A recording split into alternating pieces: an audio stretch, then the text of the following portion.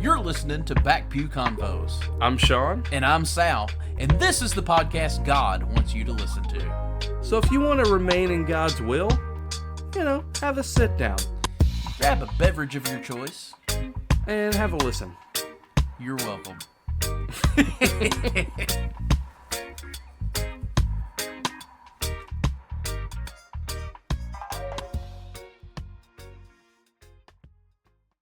Of course, with the caveat that if anything needs to be cut out, you're the producer. So it's just more work for you, buddy. I know.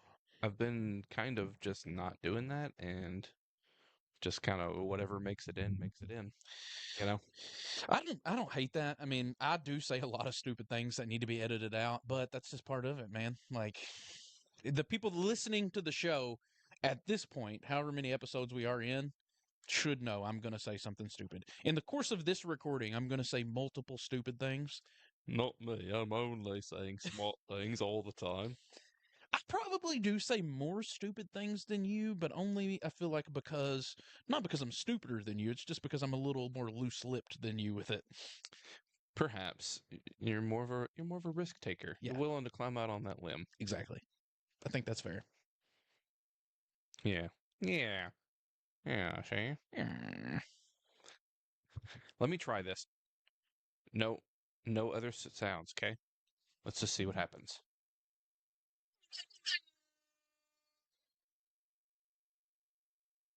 Yeah, man!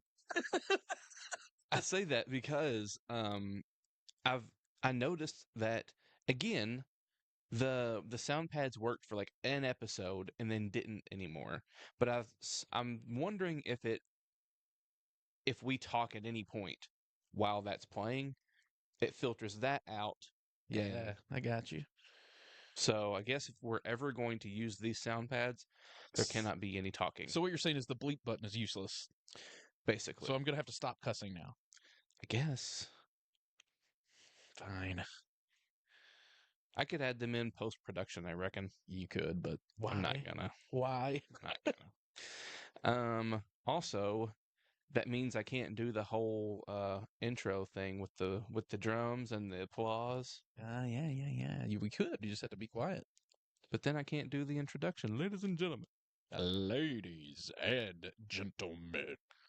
You know what? All of a sudden, that made me think about wrestling and the whole Michael Buffer, like, let's get ready to rumble. And then I realized that Hulk Hogan died today. And that freaking bummed me out, man. True. Mr. Nanny. Hulk Hogan has Hulk Hogan has sort of the later part of his life. He got a bad earned himself. I don't want to say he got, as if he didn't earn it. He earned himself a bad reputation. Right. With some of the, stuff that he said that was recorded.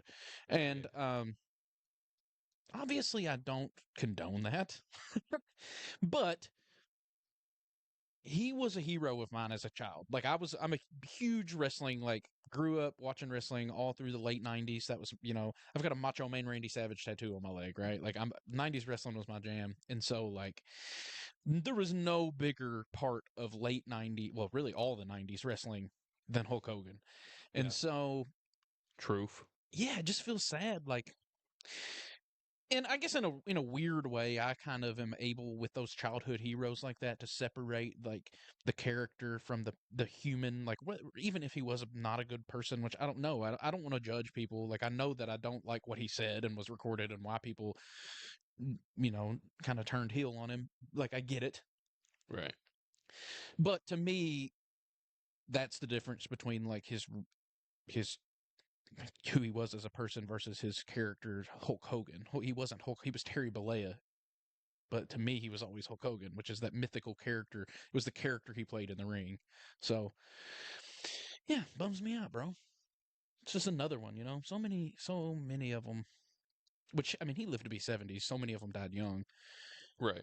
But, yeah, I was not big into wrestling as a child, but I did like a lot of his 90s movies that he made. Thunder Lips? Right, he was played Thunder Lips in Rocky 3. He was played in Mr. Nanny. Yeah.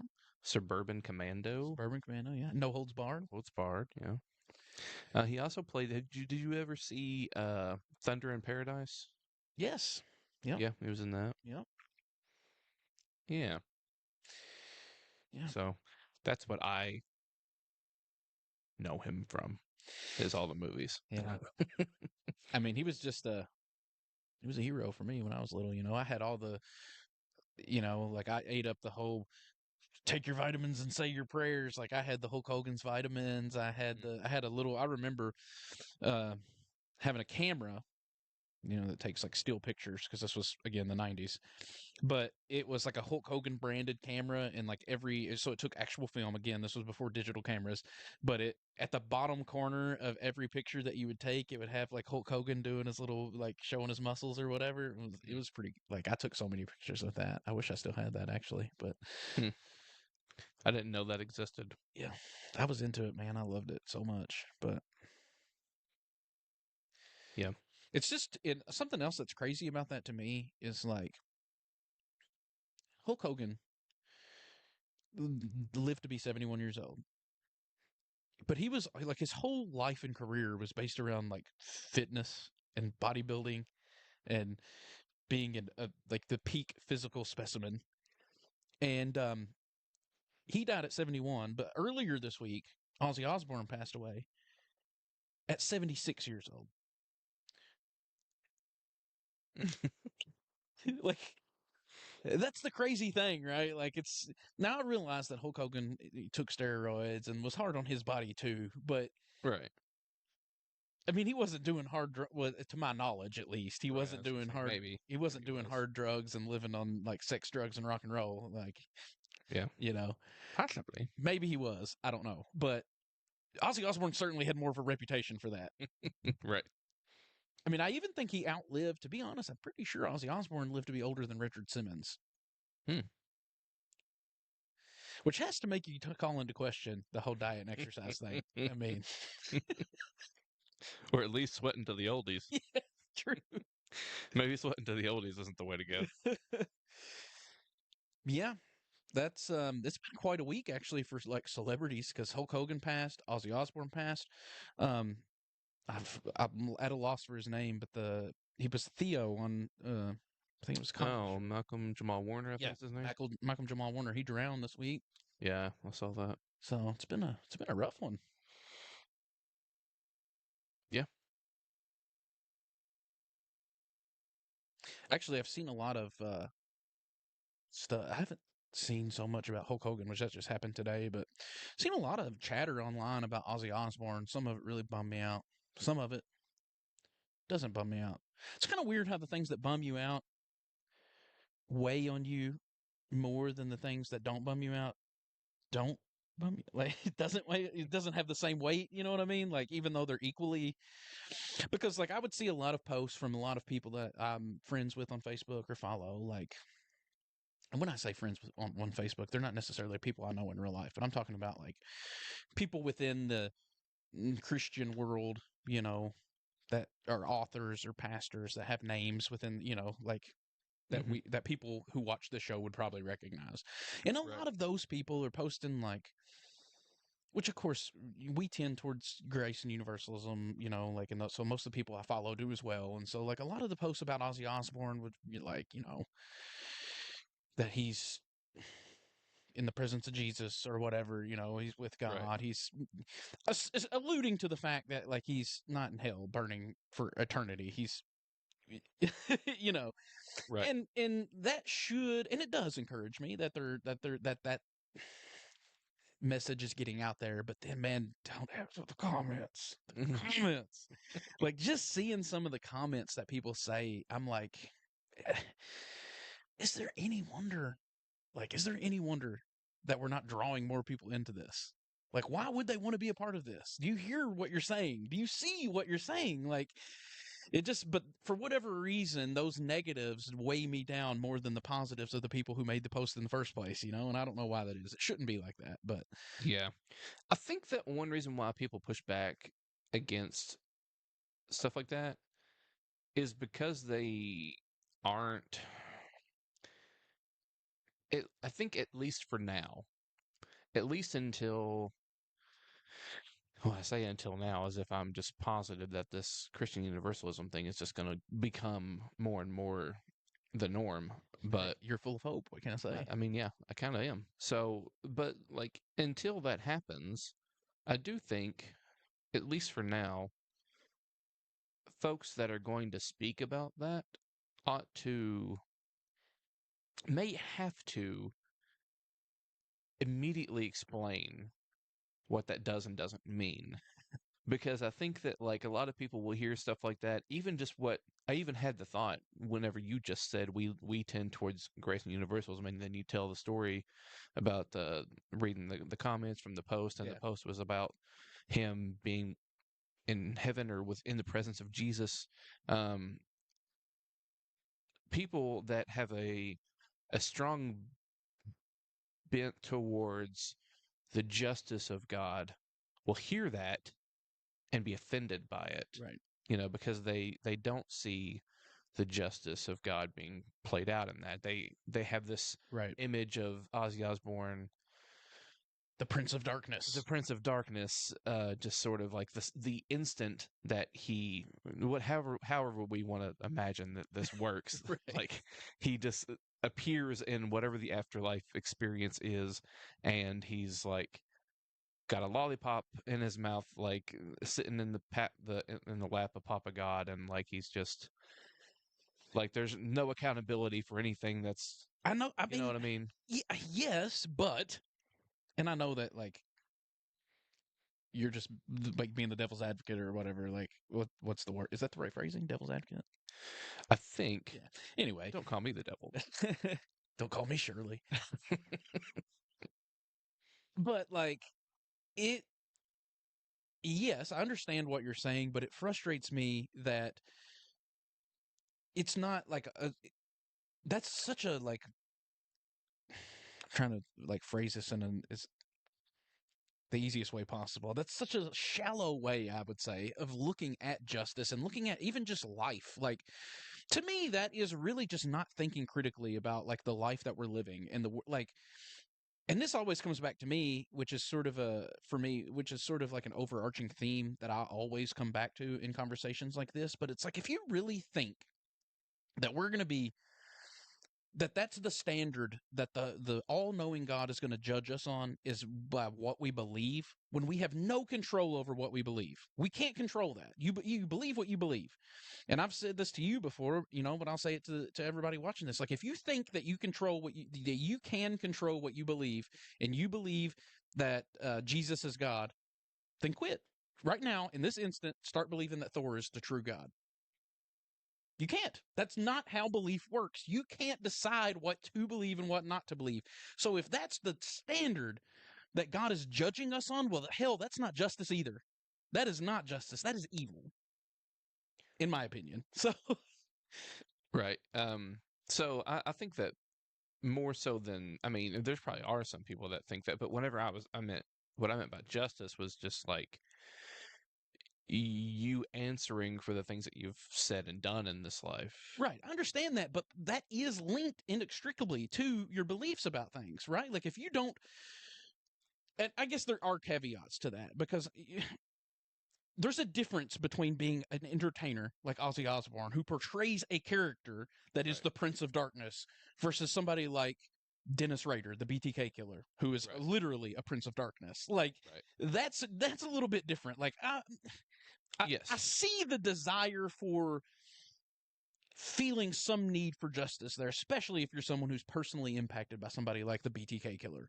But to judge someone like Ozzy Osbourne on that, who is portraying a character. I mean, if the people that are judging him are doing so based on what they perceive his beliefs and the actions that are obviously affected by his beliefs, like if he believed the same thing that these people believed, he wouldn't have been doing that stuff. You know what I mean? Like that's it linked directly to belief, in my opinion. I don't know. I was thinking about that a little bit today, and I don't know what I think about that actually. I think so because I think if you act, I think you can say you believe something, but if you what you say you believe doesn't affect your actions, then you don't really believe what you say you believe. Maybe. I think on a surface level, you maybe even have convinced yourself you believe it. But if it doesn't affect your actions in any way, do you really actually believe it? Like I don't if know. you truly believe in an eternal hell where you're going to be sent tortured for all of eternity, if you really believe that in your soul, would you do anything to avoid that? Obviously. Like, I mean, maybe I'm wrong. Maybe that's an overgeneralization, but to me it seems pretty clear. Yeah, I don't know. It's just like I said. I mean, I'm not Yeah. saying that I disagree. Right, I understand. I'm just saying it's something I've been thinking about. I have actually thought about that a little bit today. Like, what got me thinking about that actually was the fact that, like, you can. I do think it's true. And again, this doesn't negate what you're saying. It could actually be just an example of what you're saying, more so than a negation of it. But, like, I do think that some people could have. Well, no one has perfect theology, but, like, you could have completely and totally orthodox beliefs and live like a horrible person. But I would, I mean, yeah, and you said this maybe is just an example of what I was saying, but yeah, that would be my, like, does that person actually hold orthodox beliefs? I don't know. Which, I you know, mean, we can't judge what's in somebody's heart, but we could, to use Jesus's words, you shall know them by their fruit. right. What fruit is being, like, Yeah. if you're not producing good fruit, do you actually believe what you say you believe? Maybe they believe that they believe what they say they believe. That's what I'm saying. I think they maybe have convinced themselves they believe it, or they tell themselves, or they convince everybody else. But if it's not affecting, if it's not producing fruit, if it's not actually affecting the way you live your life, personally, I have to ask, that's the way I judge like, when I'm looking at myself, what do I truly believe? But if you believe that you believe that, do you believe it? Not if it's not affecting your actions. No, and in serious, like I'm. It's a good question, but I mean what I say there, because what I mean is that I don't think people actually think through what they say they believe. Like, it's one thing to say, "Oh, uh, I believe that if you have to believe these certain things to go to heaven, otherwise you're going to burn in hell for all of eternity." I think that most people who have said that have not actually sat down and really thought about the implications of that. Have really thought, like, what does it mean to believe that? And so, like, it's easy to say you believe it when you haven't actually thought through the implications of it. Because there are a lot of things you would say, I believe that. But then somebody who's thought the downstream implications of it, well, then, okay, do you believe this? No. Do you believe this? No. What about this? No. Well, then you don't believe the first thing, because all that leads to all these things you say you don't believe in. Right. But if you but you having I think what that would mean though is that anyone who hasn't thought through anything that they claim doesn't actually believe anything. I don't know that that would say that. Like, if we're gonna make it dependent upon, like, and now I don't, as far as, like, them them believing it, I don't know that we could say that they don't believe it. I think that we could say that they don't understand what they claim to believe, but I think that that might be different than saying that they don't believe it. Maybe. To be honest with you, I haven't. This is not something that I've thought about, because this is in Yeah. no way relevant to anything that we talked about talking about tonight. It's just something that came up today when I was, because I think that, like, So all that stuff just came right off the tip of the tongue, right off the top of my head. So right. Because, like, I do wonder, like, if, because I know people, I knew that, like, when I did believe in eternal conscious torment, I mean, it's easy for me to say now in hindsight that I don't know if I ever believed it, but in the moment, dadgummit, man, I believed it within my own self, within my own yeah, mind. Like, there was no convincing me you could not have convinced me I didn't actually believe it. See, I would have said You know that. what I I mean? would have said, yeah, I do know what you mean, and I respect that. I think I would describe it the other way. I would say that I think I thought I believed it. And maybe that is it. I don't know. Because I don't know that I ever like. I mean, maybe I did. Maybe I'm trying to look on back on my own past with rose-colored glasses. I don't know. Maybe I really did believe it, but in hindsight, looking back at it, I don't know if I ever actually believed that. I knew it was what I was supposed to believe. I know that's what I was told was true, and like I affirmed it. But like, and then what I really believed, like to be totally fair, and this should come as no surprise to you. That's what I've been doing a whole lot of lately. Actually, is like, is that what you believe?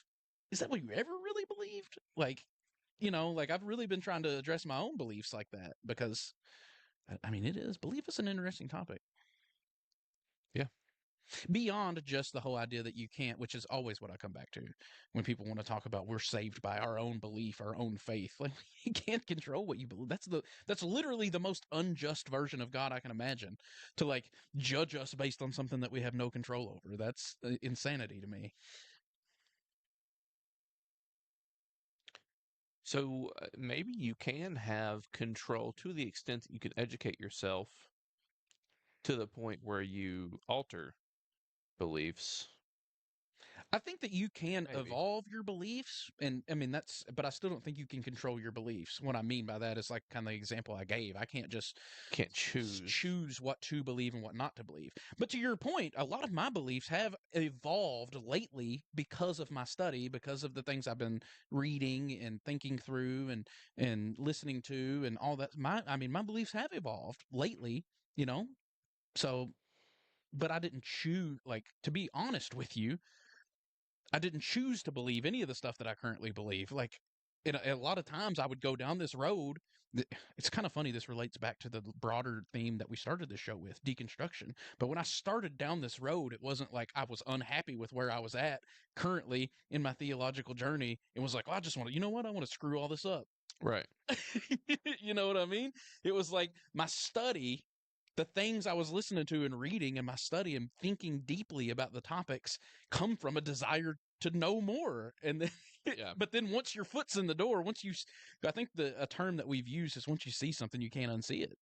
Like Right. I don't know what to do about that, but point being, it wasn't a conscious decision. It's just, Yeah. it is what it is. Yeah.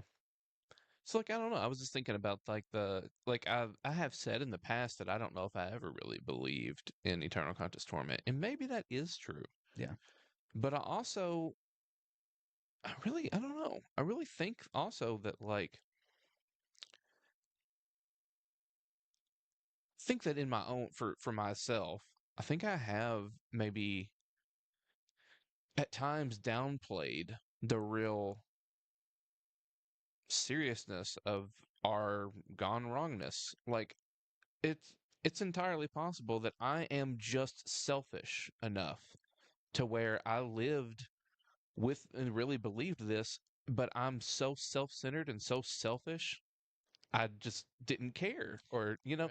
not that I don't know that I would say I didn't care, but it wasn't like because I've said before on here that like if anyone really believed in eternal conscious torment, they would be out of their minds going door to door, like Yeah. it, There's no way you would have kids. right, How yeah, would you have children? Think like yeah, knowing that they could suffer an eternity in hell. Why would you do that? That's right, insane. right. And so, yeah, maybe I didn't believe it. Maybe that is right. Maybe I just never believed it. Maybe anyone that isn't out of their minds that says they believe it, maybe they really just don't actually believe that. Maybe that is true. Or maybe we're just screwed up, man. And that's why we need Yeah. saving. It is very possible that we're just screwed. I mean, when I think back to my relationship and the evolution of my thinking on hell, like when I would have claimed to believe in hell as a place of eternal conscious torment, like I was all the time scared and worried that I was going to go there, but never did I think about anybody else going there. Right. Never. I said the sinner's prayer 1,000,000,000 times in my life because I wanted to be dang sure I wasn't going, but I wasn't out. To your point, I wasn't going out of my mind. I wasn't preaching to nobody. You didn't get tracks and hand them out at No, high I school. wasn't. Like I never even considered the fact that someone else could go to hell. Yeah. but I knew I wasn't going. Right. Yeah. And maybe it's because I'm a selfish piece of trash. I don't know. Yeah, I don't know. I really, that is something like I said, that's just something I've been thinking about a little bit today, as far as like when I say I believe this, and when someone else says they believe that, do they actually believe that? And if they do believe, like, do they, if they understood the implications of all of that, would they actually believe it? And let's All of that. and let's throw another wrench in this conversation, because one of the things that I had often thought about with belief is like belief is almost never 100% in or 100% out. You know what I'm saying? It's always like, or at least in my opinion, it seems like it's always like, I think I believe, like, if we are going to ask you about a topic, are you all the time just like 100% believe this? And then like if you're presented to some other data that causes you to question that, do you just flip from 0 to 100 automatically? You're like, no, I don't believe in that anymore. Like, that's not really how belief works. You sort of, you think through these things like, yeah, I think I believe this. I'm pretty sure I believe this. And then you'll read something else and you're like, I don't know, maybe I believe it. Like, so I was always sort of in this, like when I believed that you were going to be judged by what you believed, it was almost like, well, like, what's the percentage? Do I have to be like do I have to be like just above 50%? Do I have to half believe, a little more than half believe? That's more belief than unbelief. Right. Or do I have to be 100%? Does it have to be sold out, right? Like, there could be Right. no traces of doubt in your mind. Like, that's where the conversation gets a little wonky, because it's like, Yeah. What all of this thinking that I did on belief today really led me into a place of thinking, I don't even know if we know what it means to believe anything. I don't yeah, know if we even know what that means truly to believe something. I think that for once, I'm going to agree with you. It would be like a for once lately, it seems like. Well, and I will say that, like, even the way that we use the term belief is very individualized, because a lot of times when me and Right. you are having our discussions, our private discussions, like, I'll tell you this is what I believe, and it's not a lie. That is what I believe if you ask me today. But I'm always studying and learning and thinking through this stuff. Like, you ask me tomorrow, I might not believe that, I and that hope doesn't you don't believe tomorrow what you believe today. and that doesn't mean I'm wishy-washy like that. No, I have a reason for believing the things that I believe, but Right. all I mean is that I'm not. It's not like I've planted my flag and saying I've got it all figured out. I'm done. This is Right. what I believe, and I'm sticking to it. Like, I'm open to changing my mind all the time. Like, Right. I'm always trying to learn more and listen to more and read more, and that's my mind is always on 10 different topics at once, running a million miles an hour. I'm always thinking about something. So, Won't. and it seems like it's gotten worse lately, unfortunately. Do you watch a lot of reels and TikToks and stuff like that? Does that occupy a lot of your time during the day? No, I wouldn't say it occupies a lot of my time. Usually I almost never watch reels. I usually my video medium of choice is TikTok, but I usually only watch it once a day. Just depend, like in the afternoon, almost never at work, mostly just because I don't have any good service at work. Like, the videos won't play, they buffer. But when I get home, sitting on the couch, not doing anything, yeah, I mean, I'll scroll through TikToks for just depends on the day. Some days I won't even log on. Some days I'll watch an hour or two. Just depends. I was just curious because I actually thought about you today. I was listening to a podcast and they were talking about well, it was actually that James Tellerico Yeah, yeah, that was on Joe Rogan recently, and I think they were talking about long form media like that. And I think he mentioned James Tellerico mentioned that there was. I think he said that there had been studies done that show like if you spend a lot of time on like TikTok and like those little short yeah, videos, it affects your attention span. I know that you told me before, like your mind wanders too much whenever you're trying to listen to podcasts and yeah. stuff. And that's what I thought about you whenever he said that. And I was like, I wonder if Sal watches a lot of TikTok. Now, my mind's been like that ever since we were kids. So it's before TikTok, before Facebook, before MySpace, even. Like, it's. Right. And when I say my mind wanders, it's not like a mouse, like here, there, like just a million different random thoughts. It's usually like like I'll be thinking about a conversation that me and you had, right? Like, I'll go to the track to run and I'll put on a podcast and I'm starting to listen to the podcast, but then they'll say something that triggers maybe conversation that me and you had recently had or something, and then my mind starts replaying that and thinking about different, the different thing that we would talk about, and then the next thing I know, 20 minutes has passed and I didn't hear a single thing they said on the podcast. Yeah. And I'm finding that to happen more and more for me, especially like because when I run, that used to be my time to like really zone out and listen to podcasts. That was the one time, because the kind of work that I do, I can't really pay attention to videos or podcasts like what I would like to be able to. I end up missing too much just focusing on work. But the running thing was the one time that I had, but now my mind is just constantly thinking about stuff, all the time, thinking about these topics that me and you talk about mostly. I mean, Yeah. and part of that's just the situation I'm in. I mean, I think I've used the term deconstruction with you lately. Like I felt like I've went through another deconstruct. That's not that I went through it and have come out the other side. I'm in the midst of another deconstruction, unfortunately. Well, unfortunately, fortunately, I don't know. We'll see. But Depends on where you end up, I guess. is there ever an ending? I guess the only Yeah, I don't time know. to say where you end up is when you take your last breath, I suppose. And who knows? Maybe that's not even the ending. Yeah. Yeah, I would say that there is a continual growth, a continuing to deepen your understanding. There can be. Caveat that there can be. I think there Continue. should be. There we go. There we go. Yeah. But yeah, like to your point, that it doesn't always happen that way. Sometimes yeah, I don't know. That's the only problem that, and this isn't new. I said this back whenever we were talked about deconstruction at the very beginning of the show, um, back in episode 1. But like, I do think that because we talked about the need for reconstruction back then, like I do think that reconstruction is necessary. Really, I still believe that. And I think that once you reconstruct, it doesn't stop. Like, to your point, like what you were saying earlier, I don't know that like you ever stop in that sense, but I think once you reconstruct, you ought to be continually growing and educating yourself more and learning more and trying to understand more deeply what you have reconstructed. Not that you shouldn't be open to changing your mind about certain things that you have reconstructed, but yeah. Right.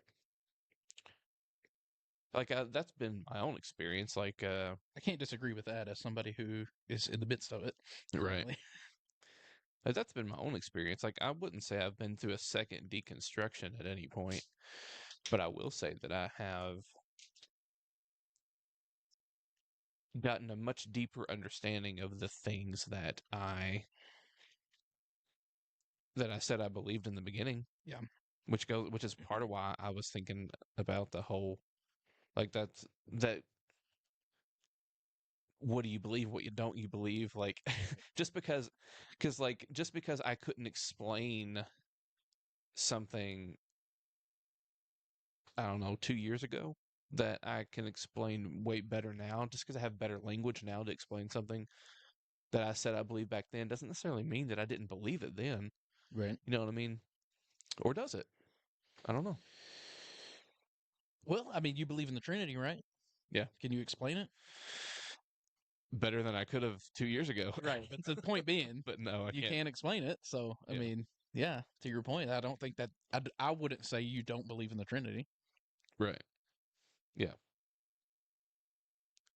Which goes back to like what we were saying. Like, do you have to actually be able to I, explain this and understand it fully to? I don't know that you have to be able to explain it, but if you truly believe it, I think it does change the way you live and change the way you see the world, and it produces fruit. Like I think Yeah. it does. You know what I mean? That was kind of my original point. It's like if you truly actually do believe something, I think it has to produce fruit. Otherwise, you're just giving it lip service. And maybe it's more than that. Maybe you actually do believe that you believe it, as you put it.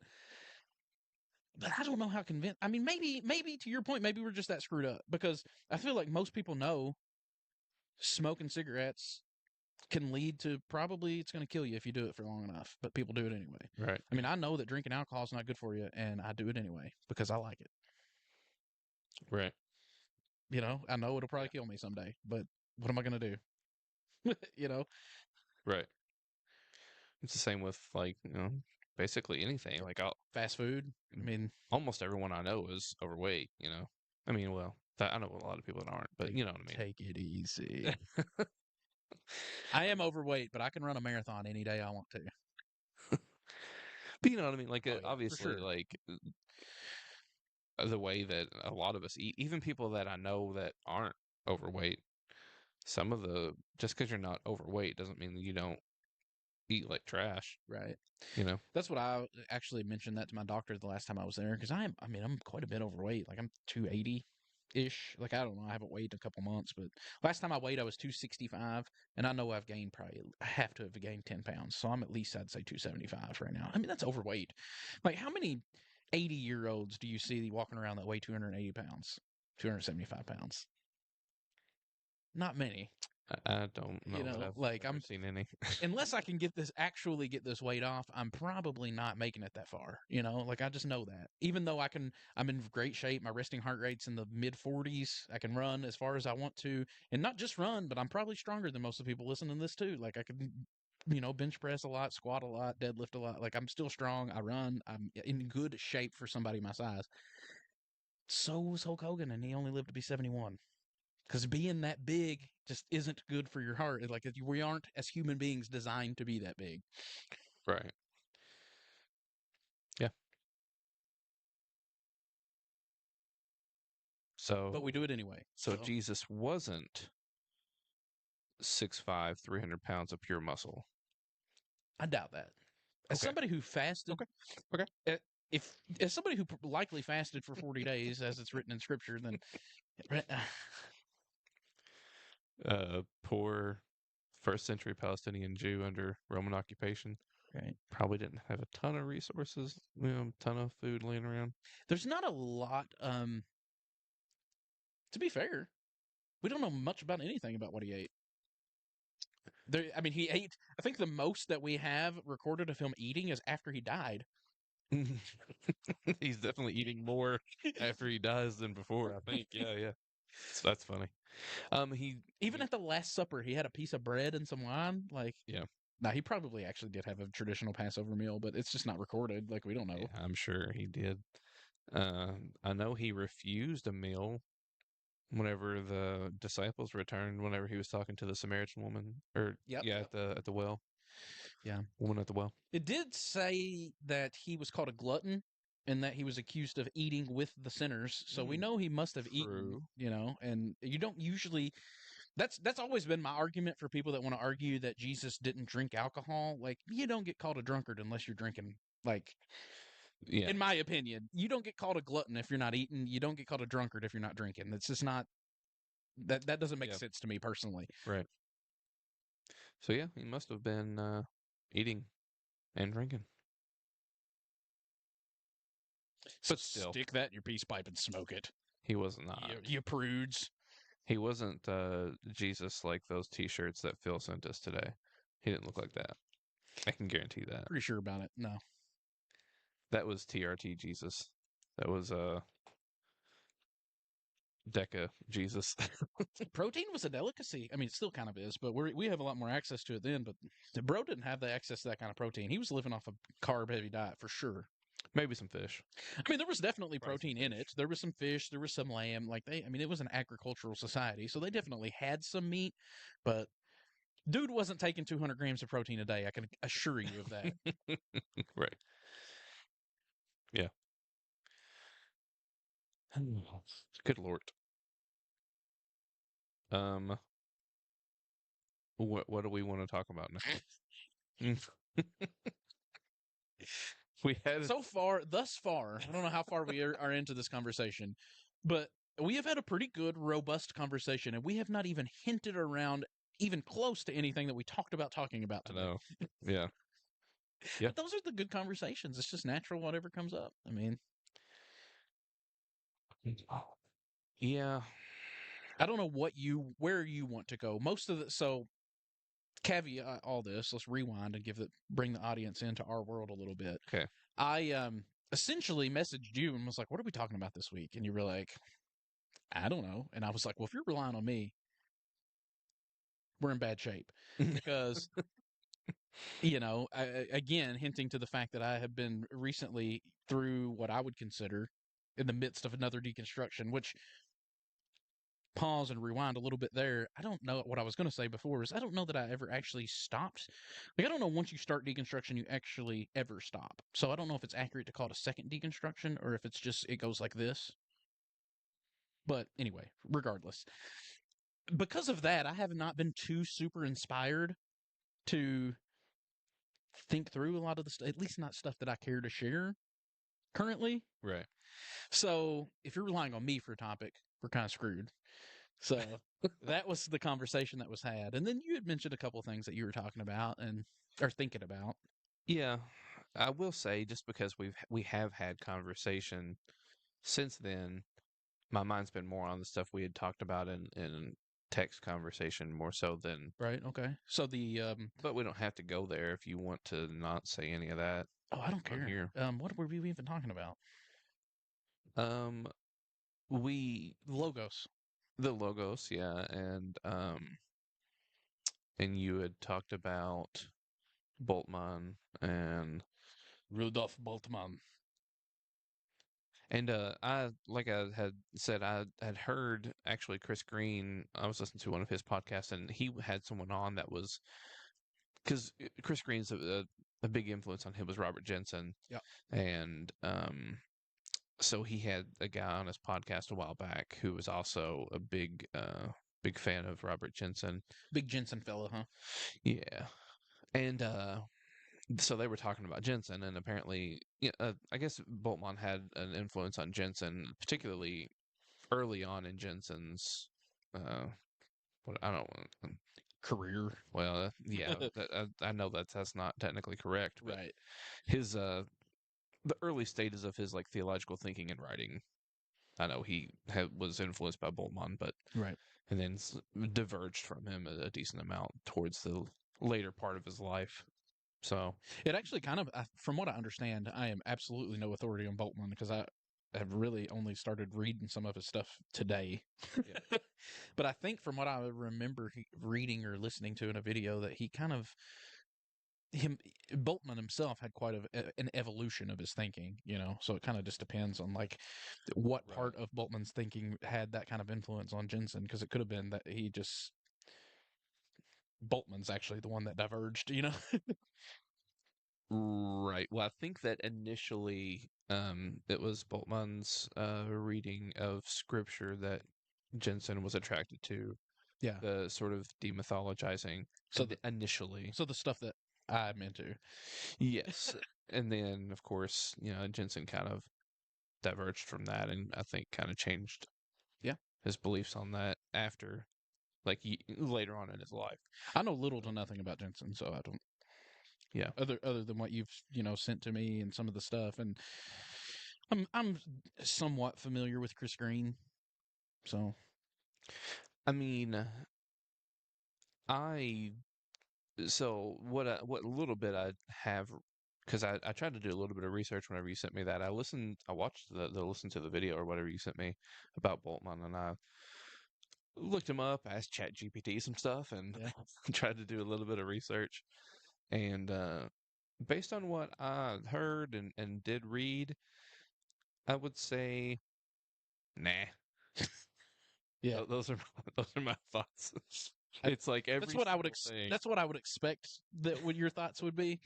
Um, yeah, I don't know enough about what he believes to say like, oh yeah, this is what I believe. But like a lot of what in the high level overview, the video that I sent you, a lot of that sounds pretty similar to where my mind is at least as far as the language that he uses around demythologizing or the mythology of scripture. Like that's to be totally transparent and honest, that's where the biggest shift in my thinking has occurred lately. That's what I was hinting at when I said that like we can talk about this, but I don't want to do it through text because it's just way too confusing and way too complicated, and I would rather just wait till we have the conversation. Is really that's where the biggest shift for me has occurred, and that's where the biggest divergence between me and you seems to be. Is just the way that I currently view scripture has changed, and because of that, it's affected everything else, which obviously, I mean, scripture kind of ties to everything. So if your Right. view of that changes, it's going to change everything else. You know what I mean? Right. But particularly when I say my view of scripture has changed, what I mean is that I mean, this is kind of my own language, so please don't project this onto yourself or anybody else. This is just for me, but I kind of just accepted that, like, I've always been reading these things as historically reliable, as historical documents, and they're just not. Like they have no, they don't even agree with each other. These are not historical documents. I don't think that they were ever intended to be historical documents, and therefore we can't rely on them to be historically true.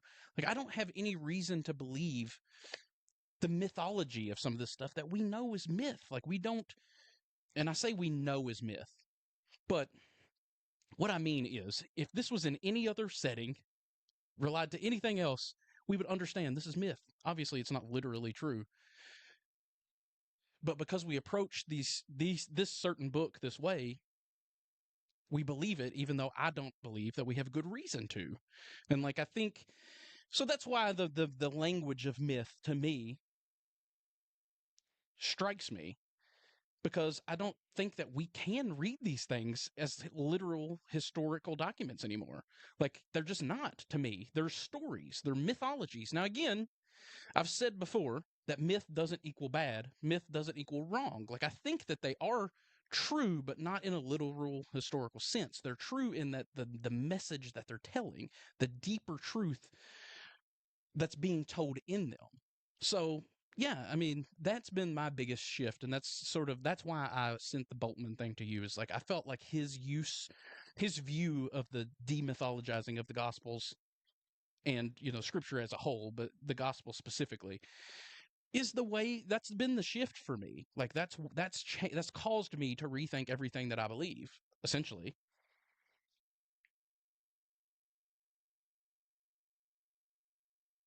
Yeah.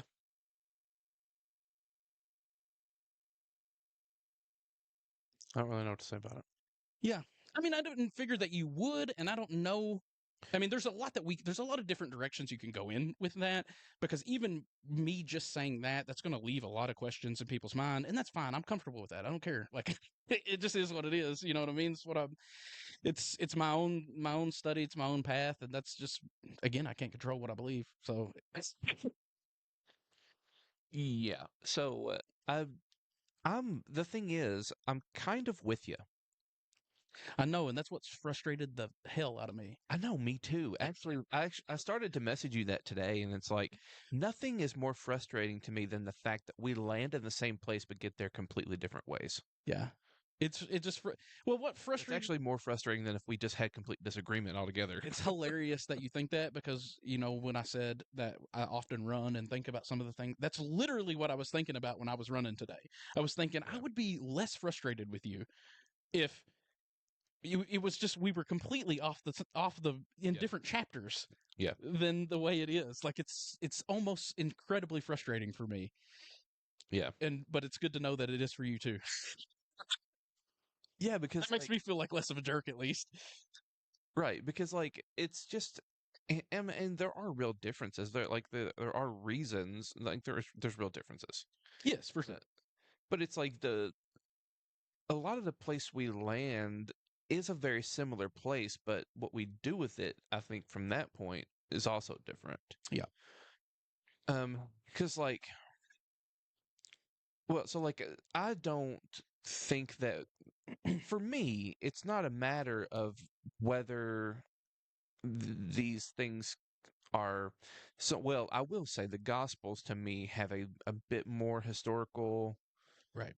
significance than you would probably be comfortable with. For sure. But the rest of but even the Gospels, and including everything that's in the Old Testament, and then the Gospels and everything, it's like, can we prove that? That's the thing. We, I don't think that there's any way for us to prove or disprove Right. any of these things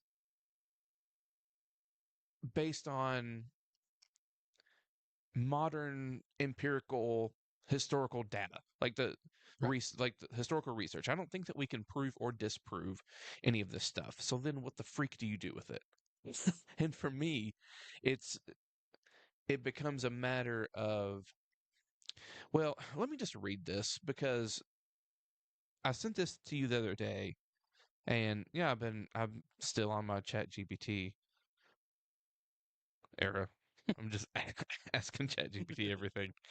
And I thought that this was so good, and because it says exactly what I've been thinking for a long time, but didn't know how to say it.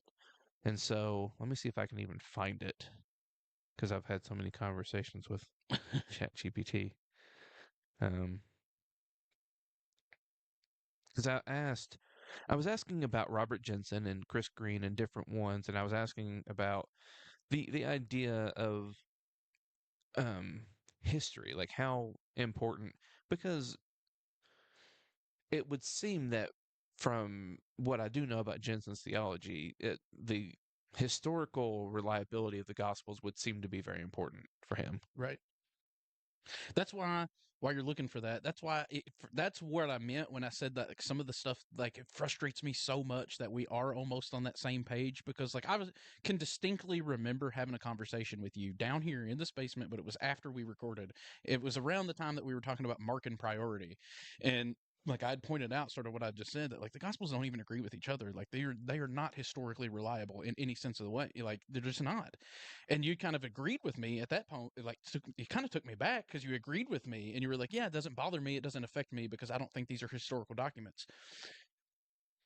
But I feel like everything that you believe is insistent on them being historically reliable. Like I don't know how they're not, like it has to be historically true. That's why it changed, because I believed what you believed before. Like we were in the same place. That's why it changed everything for me. Is because if that's not historically reliable, it changes everything. Like that is the linchpin that holds it all together. If from my perspective, like, So I'm not saying that they aren't historically reliable. What I am saying is that I don't think we can prove or disprove the reliability of them. okay, I don't think. yes, to your like, Can you find people that will dispute that? Sure, but can you find people that yeah, have the opposite effect with just as much, right. you know, uh, I mean, I would agree with that. Yes, I think that we mean different things when we say that. Like we take a different approach to it, but yes, it just at the bare bones, can you prove or disprove the virgin birth? No, nobody can prove it, nor can the people who don't believe in it disprove it. But what we do with that, I think, is different, because where my mind goes is that's obviously mythology. Like, no, you can't disprove it, but like, why would you believe it? Like, it doesn't.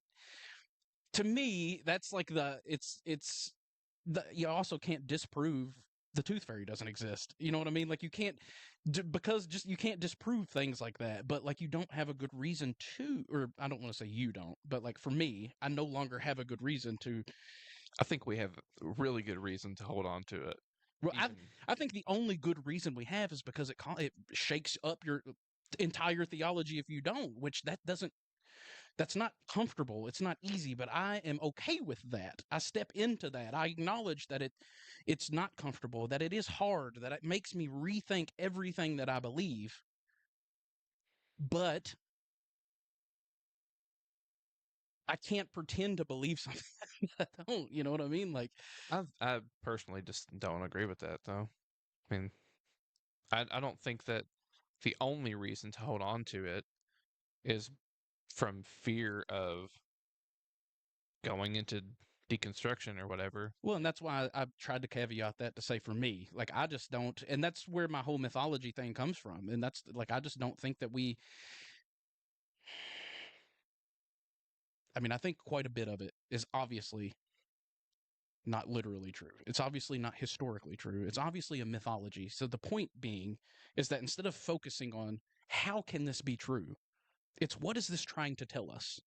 Like, to me, the gospels are stories. They're narratives. They're written for a specific audience. They're written for a specific agenda. Again, agenda, like the word myth, isn't a negative thing. It isn't a bad thing. Um, but they're written for that purpose. They're not, for me, they're no longer historical documents. I don't try to read them as historical documents. I read them as stories.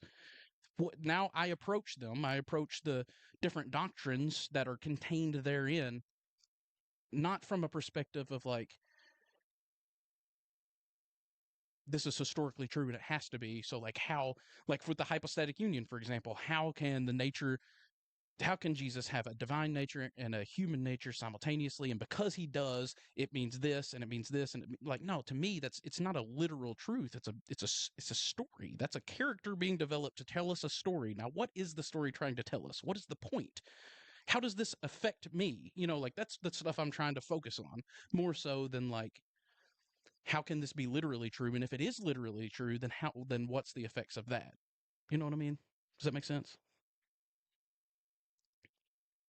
I mean, it makes sense in insofar as like I know what you're saying. That's what I mean. When I say it doesn't make sense, that's what I mean. Yeah, and I mean, and you're just not going to agree with how what I do with that. Like I said, I don't think that we can prove or disprove those things. I don't think we can prove or disprove the fact. I mean, I think that there is reason to believe, based on certain historical data, that Jesus did resurrect. Even very critical scholars would say that there is reason to believe that. Uh, and I think that there is reason to believe that Jesus performed miracles, like actually performed miracles. Um, his crucifixion, I mean, even like most scholars would agree with that, even critical scholars would agree with that. Like, there are certain things that I think Yeah, they may not be able to be proven that exactly how it is in the gospel narrative is exactly how it went down, right, but we can prove to a certain extent that Jesus was real and right. these things really happened in his life and these people witnessed it. And this is what we have based on that. See, and that's where I both agree and disagree with you for just from my own personal perspective. Because I'm not denying that Jesus existed. I think Jesus was a real person in history that lived. I think that we know very little about his life. But most scholars, it's a very minority position that believe that the whole thing is a myth, that Jesus just doesn't exist, was never a historical person. Like I don't accept that, and most even atheist or agnostic scholars don't accept that. Like that's a very small minority of people. And there are certain things about his life that are pretty well accepted, even among super critical, non believing scholars, right? Like most people do believe the crucifixion, that's a true, like, likely happened. Like the bare bones of what we know, quote unquote, know about the historical Jesus is that this is a person that was born. Um, I think I haven't done probably enough research on this to say definitively, but I think that most people do, would agree that his mother's name was Mary, probably. Um, that he was a preacher, itinerant preacher, a apocalyptic. He had a following of people, um, and he was crucified. Like that's to me. I'm sure that there are other things in there, but to me, like those are the things that stand out as like evangelicals, Orthodox, Catholic, and atheist and agnostic scholars. Like everyone can agree on those sort of. Sorry, excuse me. But even obviously all that comes with a caveat because there's no 100% consensus on anything. Not even 100% of people believe Jesus was a real historical person. But again, that's a very minority position. Right. And so that's where we diverge, and that's where it gets frustrating for me because knowing no all that being said, like that there's certain things we just cannot really know for sure about the historical reliability of the gospels. What I do with that and what you do with that are just very different. Right. But even then, I think we end up saying things that are very similar, No. which is frustrating. But let me read this. Yeah. I really liked this. I was asking because of, Jensen's, his view of narrative, like God as narrative. I asked ChatGPT about Jensen and about um, the how important is the historical reliability of the Gospels for Jensen and for Chris Green. I mean, whether any of this is true or not. I don't know. This is just what ChatGPT said, but I really liked it. So this is what it said. Robert Jensen absolutely affirms the centrality of history. For him, the God of the Bible has a name. The name is a story. That name is a story. This means that God's very identity is tied to historical acts, especially the Exodus and the resurrection of Jesus. If these didn't happen in any real sense, then the Christian God has no identity, no name. God becomes a vague idea.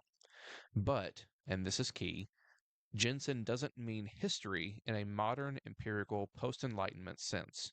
He's not concerned with proving biblical events the way a modern historian would. Instead, he affirms the reliability of the gospel narratives because the church lives them, proclaims them, and prays them. The gospels are not just records of what happened, but the way God's people remember and name God faithfully in time. They're liturgical, communal, theological memory. And for Jensen, that's more trustworthy than detached, neutral history. And I love that. You hate it, but I love it. I don't hate it at all. It just none of it means anything to me. You know what I mean? Like it don't. And to me, it means everything. Right. That's where it's frustrating because like this is what I'm saying. Like that last line in particular, their liturgical, communal, theological memory. And for Jensen, that, and for me, that's more trustworthy than whether we can prove this to be historically accurate through empirical evidence. Like that's why, like the historicity of it doesn't matter to me anywhere near as much as, and this is all of this is connected because the other stuff that I wanted to talk about like tradition, Yeah. right, and about things being passed on, like, and I went and listened to, and I'm probably gonna cry. I went and back and listened to another a sermon that I'd listened to from Chris Green before, and he was talking about, can we love God? Like, what? How do you know you love God? How do you know you love Jesus? Like, what does that even mean? Like, you don't. And there's the scripture from First Peter, knowing him who you haven't seen. Like we haven't seen Jesus. Like, unlike Peter, James, John, whoever, like I've never seen Jesus face to face. I've never, Jesus was a real person. Like Right. he had, you could touch him. He had a smell. He had a tone of voice. Like just like I have a weird sounding voice, he had a voice, He had, He probably farted. he certainly farted. But you know what I mean? Like all of the things, you could see him and you could hear him and you could touch him and through Eucharist you can taste him, but Smell his farts. right, but like I don't see him, but I still love him. I still love Jesus even though I can't see him. And part of the reason for that is because dadgummit man, Peter loved him. Peter loved Jesus. Peter saw him. Peter walked with him and talked with him, knew the sound of his voice, knew what he smelled like, knew what he knew Jesus and he loved him. And because Peter loved him and John loved him, people like Irenaeus loved him. And because Irenaeus loved him, people like Gregory Nyssa loved him, and Maximus loved him. And because Maximus loved him, people like Robert Jensen loved him. And because people like Jensen loved him, and John Wesley loved him, like my brother Hinton loved him. And because brother Hinton loved him, other like my Papa Case loved him, and because he loved him, my parents loved him, and because my parents loved him, I love him. And that's that tradition, that handing on of this story, whether we can prove it historically or not. The fact that this story has been handed down from people that love Jesus all the way down until now, that to me is all the proof I need. I don't care about whether we can prove it historically or not. It's more true to me because of that, because of all those things I just said. Like again, it says it way better than I could. Like it's liturgical and communal and theological memory. It's a memory of Jesus that's theological and it's communal. It's about this community. It's about this people called the church. That is why I believe it. And that's why I care so much about what the church has said and why I try to stay more, I guess, more orthodox. And but that's why to me is that's what I do with that. The route that I take from, well, we can't prove any of this is like, well, the proof that I have is the tradition itself in a sense. And I know that's not going to be satisfying to Right. a lot of folks, including you. Right. But that is what I do with it. I mean, that's the interesting thing about this to me is not so much like trying to get you to see it my way or me to see it your way, but that it is like that. I believe you. You know, like Right. I don't think that you're making all that up. Like that obviously moves you, and that means a lot to you, and I believe you when you say that. But at the same time, respectfully, none of that does anything for me. You know what I mean? Like, Right. and it's just interesting to me how those different things coexist. You know what I mean? Like Yeah. I mean, I don't know. I don't know. Like because I do have the respect for that. Like it makes it hard. It does make it hard to, and that's why some of the conversations that we have had are hard because I recognize that and I want to respect it, but at the same time, it I'm trying to search for something deeper for me, and so I'm trying to get at the things that are going to affect me. You know what I mean? And so like Yeah. it does make having those conversations difficult for sure. But it's an interesting thing. I mean, the sociological aspect of it, what resonates with you and what resonates with me being two totally different things. You know? Yeah. I don't know. It is just it's a frustrating thing because again, like we both would agree that the historical, whether we could prove or disprove the historical reliability of this thing doesn't really matter, but Right. what we do with it from that point is very different. See, it mattered to me, and that's why it shook everything up. Is because, and I mean, I think that you would agree with this, but it does like from the perspective that I used to have, and the perspective that I think that you currently hold, like it has to be historically true. Whether you can prove it or not, it has to be. It has to be. Because I mean, would you agree with that? Like, it has to be. It has to be historically true for you. Like the the the hypostatic union, the virgin birth, the resurrection, all of the supernatural stuff, all of the. It has to be literally true, right? I believe that it is true. I don't know whether it has to be historically, literally true or not for it to be true, but I believe it's true. Yeah, I mean, I know that you believe it's true, but I feel like everything in that theological stream is built upon it being literally true. It has to be. I mean, that's literally what caused it to fall apart for me. I don't know. I don't know that I don't know. Because that's the only difference. That's how we end up in the same spot. We just get there through different methods. It's like I could no longer uh, affirm certain things like that I believed to be true. Like I could no longer believe them to be historically true. Well, if that isn't historically true, it affects this downstream and this downstream and this downstream and this downstream. So you have to rearrange everything. But historical truth isn't the only truth. I don't think.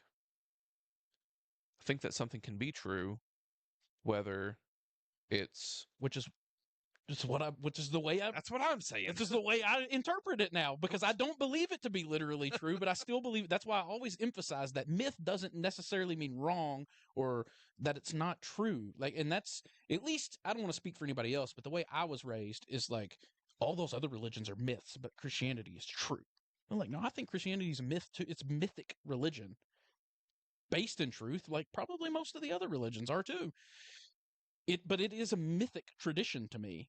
But that doesn't mean it's not true. It speaks to a deeper truth to me. It's no longer literally historically true to me in the same way as it used to be.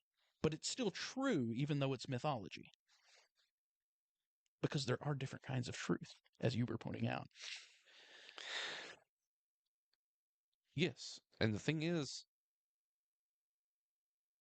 I wouldn't use the language you're using for it, but I probably kind of believe that too. Like I don't know, like if someone could prove to me historically, like empirically, that like Jesus, the virgin birth wasn't true. I don't know. I don't know. Well, see, and but I that's, think I would still believe it. but what do you mean? I thought you were going somewhere else with that. That's what I'm saying. Like I actually think we agree more than apparently even more than you thought we did. Maybe. I'm still not sure I understand what you mean. I don't know if I know what I mean. Because my point is, like, I don't, and this is what I think people misunderstand about me, for those that know me personally, is that I don't believe necessarily, and this isn't, again, I'll always caveat when I said it already in this episode, when I say I believe something, that's what I believe right now, but I'm always studying and learning, but I don't necessarily currently affirm a literal virgin birth. But I believe that story is there for a reason. It tells us something deeper. In that respect, I believe it to be true. I don't believe it to be historically true. I don't believe it to be literally true. But I believe the story itself, the deeper truth, the way it applies to me and to everybody else is true. Just not in a literal historical sense. The same way that I would affirm basically any of the what I would consider mythology of the Gospels, any of the supernatural stuff. Like, I don't necessarily literally believe those events to be historic true. This happened. You could, if you had a time machine, you could go back and look at this happening in history.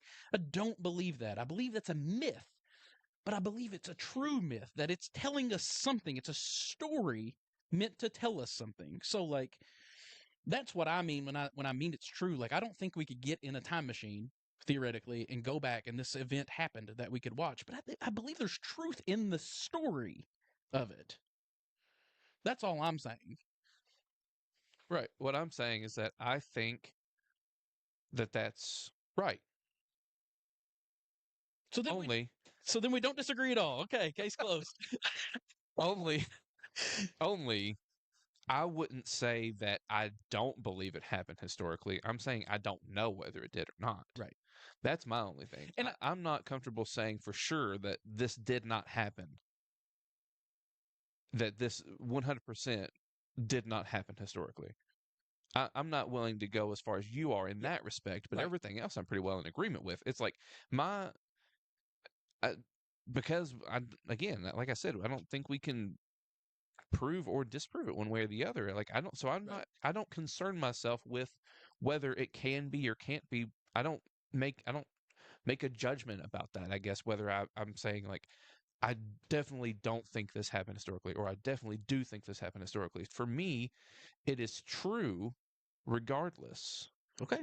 And so, but it's true for me in a different way than it is for you, I think, because I think it's true in the way that it's been passed down to us from the church. Like Yeah, we probably disagree on that, I would say. so like I'm still comfortable using all of the Orthodox Christian language around it. And I really do believe that. Yeah. Like I believe Jesus is fully God and fully man. I believe that Jesus, Right. I believe all that stuff. But it's not because I'm 100% sure you could prove it historically. It's because I believe from the witness of the church, and I believe that I believe that God has inspired the scriptures, and I believe that the scriptures are I don't think that the scriptures are just entirely man's account. I think that they are inspired by God and by Jesus, by this word, the logos. And so because of that, yeah, I do believe that the scriptures are trustworthy. Now, are they historical fact? I don't know, but they're trustworthy regardless. That's where I stand on that. Well, I didn't say that they weren't trustworthy. I said they're not historically trustworthy. Right. You know, like that's the only difference. I mean, and to be fair, I think that maybe you're right. Maybe we are closer on this. The difference is that you, I feel like, are more like kind of like just the way you said it, like you believe it because the church believes it. Whereas I also would affirm I can't disprove it, but dead men don't get up and walk. You know what I mean? So I don't. My default position is to disbelieve that until I'm proven otherwise. You know what I And mean? that's where the demythologizing stuff doesn't jive with me, Right. with Tillich or And Boltman. I think, and the reason why that stuff resonates with me, well, number one is just because it helps me to believe it. It's something for me to hold on to when all the rest of it falls apart. Yeah, I don't like that. But also,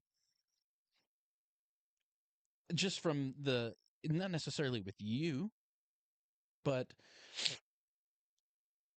based around other the things that other people teach and say, I feel like the gospel itself loses a lot of practicality when we focus on the um those certain aspects, I guess, is the way I would say it. Those certain things that I don't even necessarily believe are the point or are literally true. That I think that they're a part of a story to tell you a deeper truth, but that deeper truth is missed because we're focused on the literal historical aspects of it. So in that regard, that's part of why I think it helps us to get to a more healthy place. It makes it more it makes it more applicable to us personally. Just my own personal opinion, but So, um yeah. so the demythologizing, that approach to scripture, that more critical um, approach to scripture, Yeah. uh, it doesn't resonate with me at all. Yeah. Um, but not for the reason, like I agree with, but not because of what you just said. Like I agree with what you just said. But to me, the answer to that isn't like, and I don't know that this is what you would say either, but this is the kind of the vibe I got just from the, again, like just because I watched a 30-minute video and did a quick Google search of Boltman doesn't mean I know anything about him. Right. So if this is we talked about saying stupid things at the very beginning of the podcast. This is my saying stupid things moment. So just take that for what I've it already had is. a few of those, so Like, from what I understand from Boltman's approach to the scripture, it is about trying to make it make sense for modern readers, and it's more about it's not a and to me, that's not the point of the scriptures. Isn't to like make it palatable for modern readers. It's the point of the scriptures is to it's God speaking to you. It's God doing work. It's the Holy Spirit speaking through the scriptures to you. It's doing work inside of you when you read it. And it's reading with that veil removed, right? From 2 Corinthians 3. Like whenever Christ removes that veil and you read the scriptures and like it's opened up to you and it's your heart, like just like the guys on the road to Emmaus, their hearts burned within them as he opened up the scriptures to them. That's what the scriptures are for to me. They're not about like uh, dismissing huge swaths of it because we can't because supernatural things don't make sense to us in our modern mind frame. Like I don't I don't think that that's fair to Boltman probably personally. not. But That's why I said it was something probably stupid. I don't But think that that's what he's necessarily like. First of all, I don't think that he's disregarding any scriptures. Like I think that he tries to give an account for all of them. I think that and maybe I misunderstood because I don't know him any better than you do, really. But the way that I understand what he was saying with that and the way that it makes sense to me is essentially it's not just making it palatable, like we're just going to ignore what it's actually saying to make it more palatable. It's like if the church is going to continue, then you need to catch up to times, because this is all based upon mythology. And if you're trying to, if you attach this fact that these supernatural, these mythological things that we know aren't true in our modern world, if that is a prerequisite for belief in the gospel, then then people are going to not believe in the gospel, because I mean, part of what he hinges on, he talks about the New Testament, sort of the three-tiered cosmology, where you have the earth, and then above the earth you have heaven, and then under the earth you have the waters. And like, that's, the way that the cosmology was believed about, like that's part of the mythology. And like, that's just an example, but like, if you're telling us, we know that to not be true in our modern world. So if that was something that the gospel itself is hinged upon, is mythology, is supernatural things that science has already disproven, the church is going to die out. Like, the church has to keep up with the time, it's funny enough that you brought up talking about tradition, because that's where I thought this whole conversation ties into tradition. For me, it's not about hanging on to antiquated beliefs. It's catching up to, it's taking what it's actually saying. It's diving into the story, finding what it's actually saying underneath the myth, underneath the story, and applying it to make it relevant to people in the 21st century,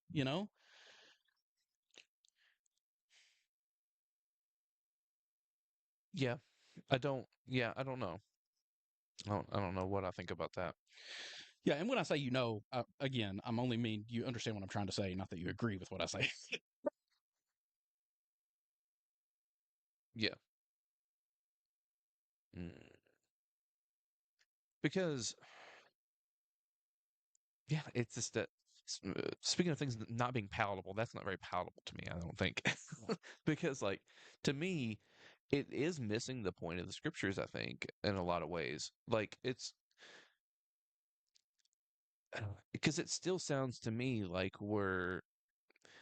I'm not convinced that the church's survival or the scripture's survival is dependent upon us um demythologizing the scriptures. I'm not I'm not convinced of that at all. I actually don't think I believe that at all. Um, I think that the scriptures intend to do something deeper than that. The spirit intends to do something deeper than that I think it does with the too, but scriptures. you're not going to get to that deeper part if people aren't picking it up in the first place, because you're insistent that these things, that it has to be like this, and the people are like, well, why am I? It doesn't have to be literally true in that sense. I think, though, that's what he's saying. I think that's his point, and maybe I'm wrong. Like, we don't have to believe that ancient cosmology is the truth over against, like, we don't have to believe that there are windows in the sky with an ocean Right. above it But I think that rain comes in, I think that's what he's trying to say. That's my point. I think that's what he's trying to say. It's like, if you're attaching this mythical stuff, this supernatural stuff, and saying this is what the Bible says, and you either believe it or you don't, well, then people are just not going to believe it. Like, they're not even going to. I agree that, yes, there are, like, that's the whole reason why I read the scriptures. I don't think that they're literally true in that sense anymore. Like, I think that it is about that deeper thing that you're talking about. But people ain't going to get to the deeper thing if they're not reading it, and they're not going to read it if they think it's worthless to them. I do think that there is a difference between rejecting ancient cosmology because they just didn't know any better and rejecting the resurrection of Jesus. Like, I don't, to me, there's a difference between just understanding that this is ancient people and their understanding of the world versus like anything supernatural or miraculous. I would agree and disagree, because I do think that there is a difference, because the cosmos is observable now, and Jesus's body isn't here. So, to your point of what you said earlier, you can't prove or disprove it. Whereas we can look in the cosmos, but then again, people still believe the Earth's flat, and we can still observe. We can observe it. So, Yeah. But my proof of the resurrection, again, it's not that I don't have any proof, but the proof isn't empirical right. data. It's just So, I believe that Jesus did resurrect, but I don't believe that because I know for sure you could prove that Right. historically. It's deeper than that, truer than that, even maybe. Maybe.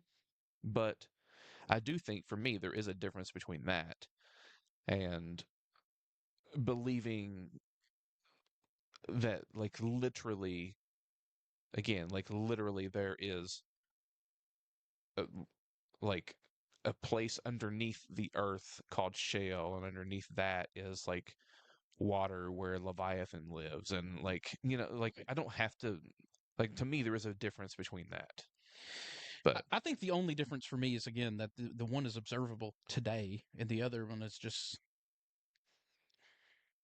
observable today, I think. I would, yeah, Not in that, I don't think it is, not not in the sense you would want, but I think it is. right. I mean, I think it is in the, what's the story's trying to tell us. That's what actually where my mind was going earlier when you were talking about you haven't seen Jesus. And I was like, what do you mean? Have you not seen other people? Yeah, we have. like, Right. Yeah. I'm looking at right now. I mean, because that's what the story means to me. It's not about whether that's what the resurrection story is to me. It's not about whether this guy who was crucified 2,000 years ago got up and started walking through walls and then ascended into outer space. No, it's a story it's meant to purvey a deeper truth, Right. But all of that is different between me and you anyway, though, because I agree, Christ is in all of us, but the reason I believe that is because I believe that, well, actually, what do you mean by that? What do you mean whenever you say Jesus is in everybody? What does that mean? Well, and when I say Jesus, what I mean by that is what Jesus, of the Gospels, what that symbolizes, which is the divine within every person. I believe that that God, the divine, is the ground of being, and so that there can be no you without God. That is what animates you. It's the spark of life. It is what gives us consciousness. And so it's inherent in all people. And so to me, that's what part of that symbolizes is that's what the Jesus in the Gospels, that's what the story is trying to tell us, is that there is no separation between us and God. There is no alienate. The only alienation between God and mankind is in our mind, right? That's what the hypostatic union means to me. Not that it's some sort of literal conundrum that we're trying to argue about how this could possibly work. No, it's a story to tell us that you don't exist. You cannot separate the you from God. It can't happen because you will be annihilated. You will not exist. That's taking the ground of being from you. It's inherent to all people and always has been and always will be. You can't have life without it. So that's what I mean when I say that. I believe that symbolizes the divine. It's God within all of us. To me, that's true because of Jesus, though. Right. Whereas for you, you wouldn't say that. No, I would say it's always been true and always has been true and always will be true. It's the way we were created. God breathed his breath in man and man became a living being. It's just it's our genetic makeup, I guess you could say. It's what makes us human, I would say that too, but I would still say it's because of Jesus. Right. And I understand that you would say that, but to me, it just doesn't make any sense. That's where we get into where I say, and I know that this isn't palatable to you, but I don't know any better way to say it. So just know that it's going to tick you off, but I don't mean it in a negative, derogatory way. But to me, that's where we say things that sound really good, sounds good, but then if you think through, well, what do I mean by that? What does that mean to say that? I'm not saying it doesn't mean anything to you. I'm saying to me, when I think through that, it means literally everything to me. Right. I'm saying that when I try to think through that literally, what does that mean? What do I mean when I say that? I think it sounds awesome. I don't think it means much. I don't think it makes sense in a literal manner. I asked ChatGPT if you were a Christian or not. Well, that's something we've been talking about. Yeah, it is. Actually, I was pissed off about it. I'm gonna tell you. Yeah. I was straight pissed off about it. Yeah. I'm not now. Actually, I say I was pissed off about it. I think I was actually hurt. And some of it was because, well, and now we're getting probably too personal, but Well, I didn't really bring it up because of that. I I was know. just But, well, to be fair, though, it factors into it because I hadn't really thought about it until then, but it forced me to think about it. And at first, it, I guess, gave me a lot of maybe PTSD, like those feelings from my original deconstruction of rejection, of like, you don't belong here. You're not one of us. Like all of that kind of came up within me, made me angry, made me sad, made me frustrated. And and then I realized I don't give a damn.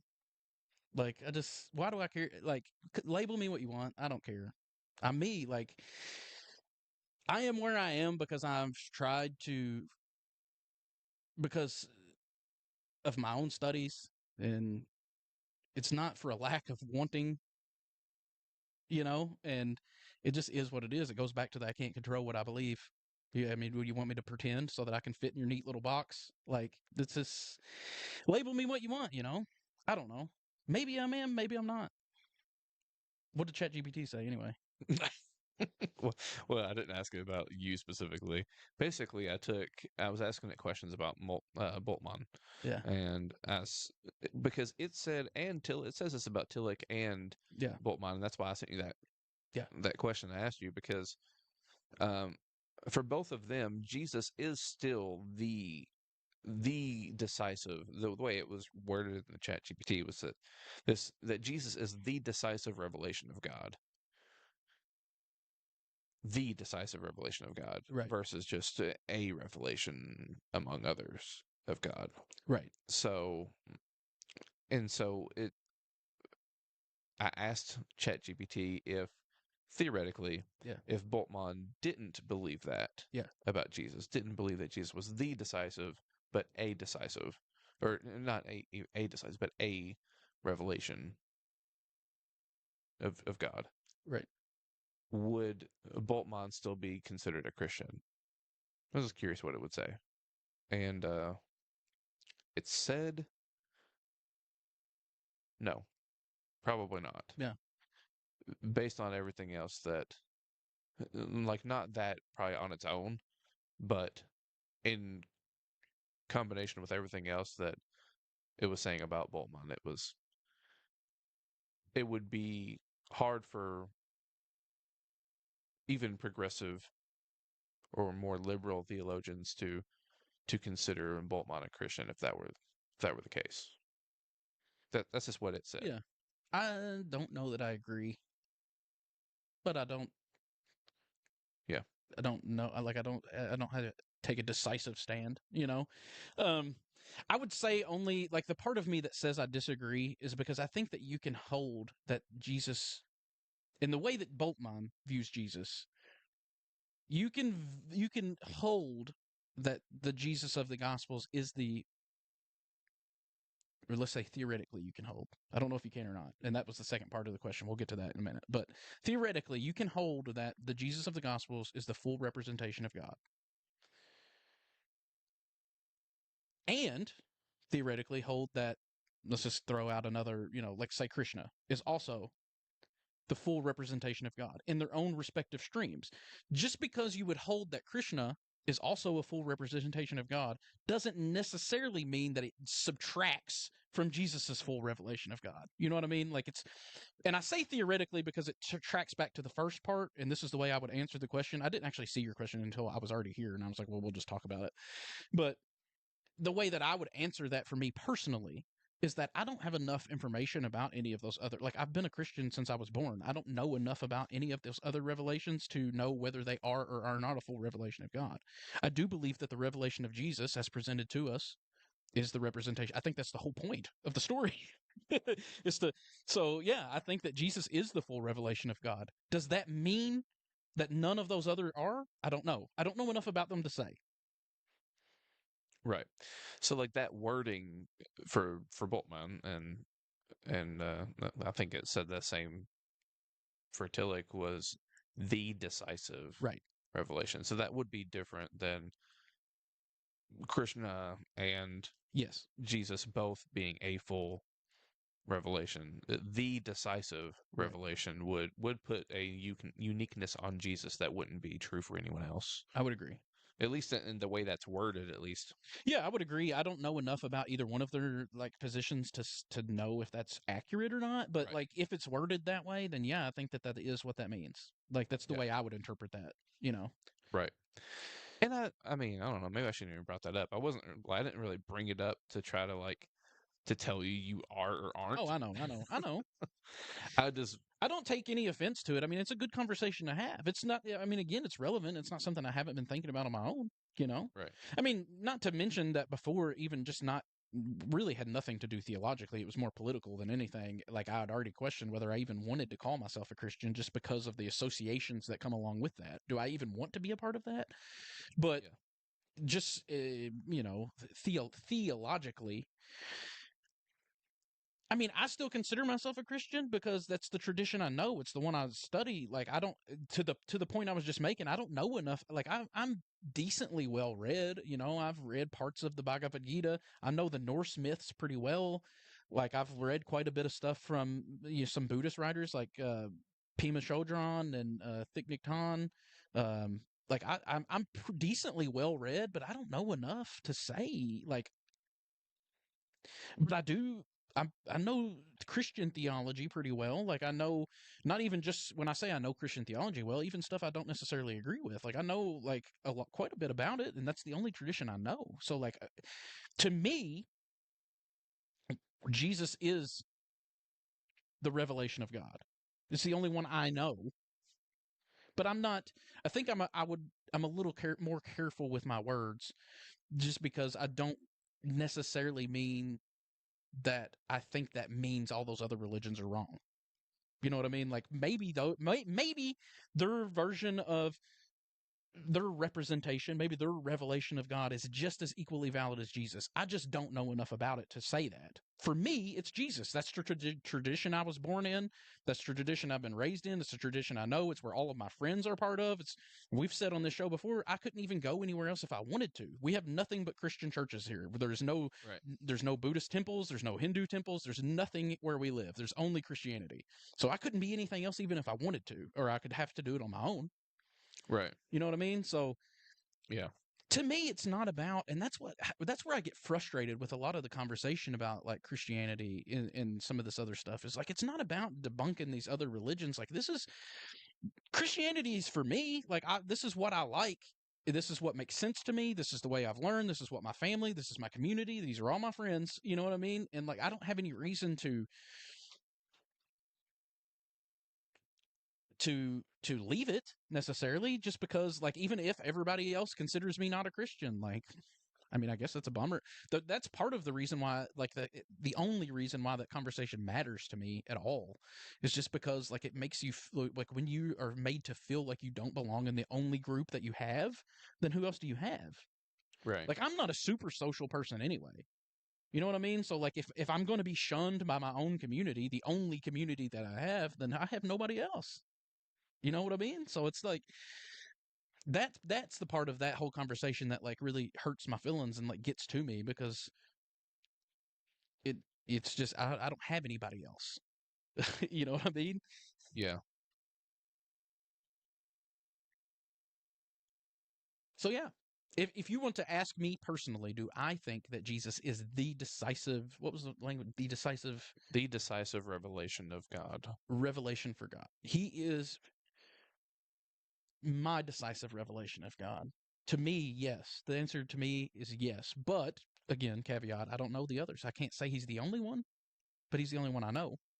See, that's why the language of the seed of the logos that I read today from Justin Martyr makes a ton of sense to me, Yeah, yeah. because it's not that I would say that there isn't any truth in any other religion, but to me the truth is Jesus. And so Right. it's and because I believe, again, I believe that Jesus is, there is no pre-incarnate to me. And like, even then, but even if we wanted to say that, like, Right. the pre-incarnate word, like, Christ is eternal, always has been. So like, and God has always been speaking to his children, to his people. So like, To me, any overlap between other religions, any truth that is found in any other religion, is is Christ. If it's true, it's God's truth, and if it's God's truth, it's the Logos. So like, I really like how Justin Martyr talks about the seed of the Logos in these other religions. Like there's a seed of the Logos. Right. Um, but the Logos, the definitive Word of God, would be Jesus. Like for me, Right. And that's like I why I really like said that. I understand it. I understand what he's saying, and I understand the like where he's coming from. I get it. I'm not. I don't know that I would go there personally just because of what I said. Like I don't. I don't know that Jesus is any more of the revelation of God than Krishna or Buddha or any of these other gods because I don't know them. You know what I mean? I know Jesus, so I guess I'm not willing to because in a way that is sort of talking down to those other religions. It's saying like, yeah, sure, you guys got some truth, but the only truth that you guys do have is because of my guy sprinkled a little bit of his truth in there. Like, I know that that's I'm being snide and saying that, but that's the way it comes off to me. And it's like, I don't know that I'm willing to say that. I don't know enough about their religion to say that. I do think that Jesus is true. Like the Jesus as presented is truth. Like that's where our truth is found. That's where I go to. Like to me, that's what good theology. It looks like Jesus as presented in the Gospels. But I think it's just a step further for me to say any truth that can be found in some of these other religions is Jesus. I don't know enough about the religions to make that judgment. And it doesn't matter to me.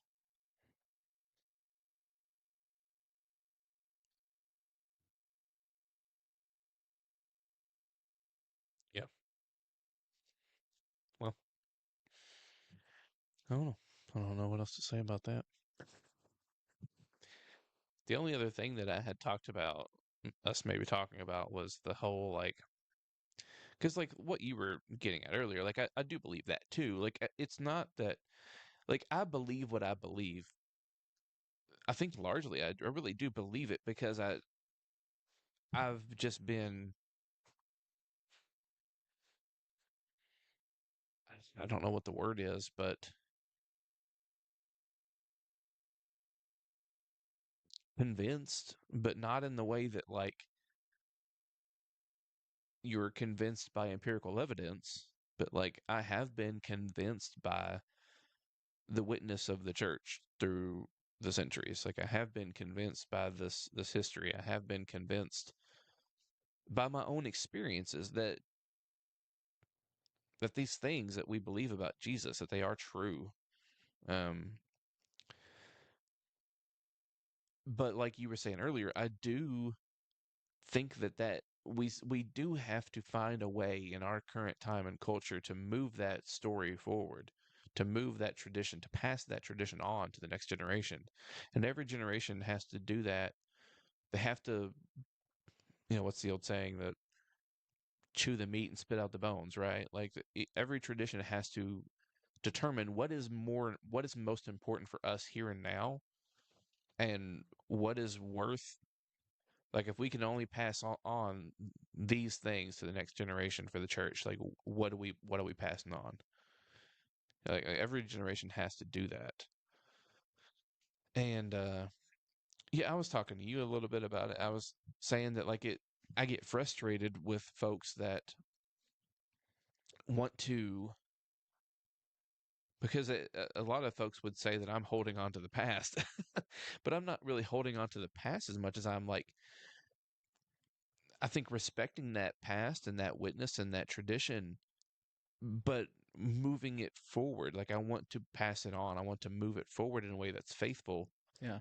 Um, I think that in our community, let's just say, not, and when I say our community, I do not mean the people that we go to church with necessarily. Like that's not, so please don't mishear me. yeah, But just some of the like I'm talking holistically, people that we know and, with some of our history, we do come from a tradition that sort of emphasizes, I think, that old school return to old. You know what I mean? So like I think that you are a little bit of an anomaly in that respect that. Like the language I use is you're sentimental. Like I think you are a sentimental person. I think you get it honest. Your mom's sentimental too. You know what I mean? Like like I think that you have a hell Yeah. like you have a sentimental like what I mean when I say that is you hold the past with high regard. Like it means a lot to you. You know what I mean? Yeah. But it doesn't mean the same thing to you that I think it means to a lot of other people because of what you were just saying. Whereas it means a lot to you, but that doesn't mean you want to turn back the clock to 1940. Right. You know what I mean? Like you Yeah. want to take the good from there and move it forward to the next generation. And I think that's what makes you an anomaly amongst that community. But I mean, I think that if we were all honest, we all kind of want to do that to a certain extent. Um, but to some people, that means not changing anything, not re-examining anything that we've Right. previously believed, not not questioning anything, not actually reading the scriptures and thinking, is that what I know that I was taught that this is what this means, but it sounds like it could mean this. What if it means that instead of this, or this instead of that? You know, like, Mm. but also, That makes me want to. Don't lose your thought. Yeah, I'm not gonna. I'm just gonna make a note for you to remind me because I'm reading that Chris Green book and I did get something good out of that. It tracks with what you were just saying, and because I'm always critical of Chris Green because you like him so much. That's why I'm hypercritical on him. But I want to give him a compliment in a minute. So okay, well, now I'm really curious what you were going to say. That I don't remember what I was saying. No, but like basically, the whole point of me saying any of that, bringing any of that up, is like, we've gotten a lot of flack from people. I personally have gotten a lot of flack from people in the past about like people that feel like I'm like my Papaw Case or Brother Hinton or whoever would be ashamed of our church, or even more specifically, me would be ashamed right. of me and rolling over in their grave, so to speak, and like, You let a dirty, rotten liberal like me corrupt you. well, like people have went so far as to kind of like claim demonic possession and because I because I'm an Orthodox Christian, like like more orthodox than most people that are even making the claims probably, Right, if for we sure. wanted to get down to Absolutely. like the creeds and like what is and isn't believed in orthodoxy, like I'm more orthodox than probably most of those folks, but like it's but it's not about that, like that I had been really frustrated and angry about that at one point in time, and now I'm just kind of like grieved, like a little sad that like we can't, because that's not how the church is going to grow. The church will not move.